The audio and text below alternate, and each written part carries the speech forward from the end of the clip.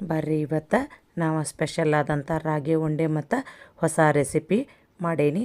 ಅದು ಹೆಂಗೆ ಮಾಡೋದು ಅಂತ ಹೇಳಿ ನಾನು ನಿಮಗೆ ತೋರಿಸ್ಕೊಡ್ತೀನಿ, ನೀವು ಮಾಡುವಂತ್ರಿ ಅದೇ ರೀತಿ. ನಮಸ್ಕಾರಪ್ಪ ಎಲ್ಲರಿಗೂ, ನಾನು ಪ್ರೇಮಾ ಸೌದತ್ತಿ.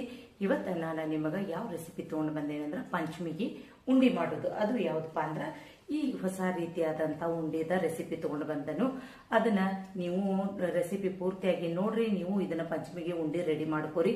ಮಾಡ್ಕೊಂಡ ನಮ್ಗೆ ಹೆಂಗ ಉಂಡೆ ಬಂದು ಅಂತ ಹೇಳಿ ಕಮೆಂಟ್ ಮಾಡಿ ತಿಳಿಸೋದಂತ ಮರಿಬೇಡ್ರಿ.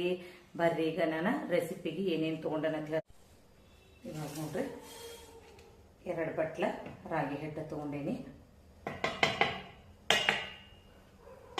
ಈ ಬಟ್ಲ ಮೇಜರ್ಮೆಂಟ್ ಇದನ್ನ ಇಟ್ಕೋಬೇಕು, ಯಾಕಂದ್ರೆ ಮತ್ತು ಮುಂದೆ ಬೆಲ್ಲಕ್ಕನು ಇದ ಬಟ್ಟಲ್ಲೇನ ಬೆಲ್ಲ ತಗೋಬೇಕಾಗ್ತದೆ. ಅದಕ್ಕಾಗಿ ಒದ್ದ ಬಟ್ಲ ಯೂಸ್ ಮಾಡಿರ್ತಾರಲ್ಲ ಅದನ್ನ ಇಟ್ಕೋರಿ.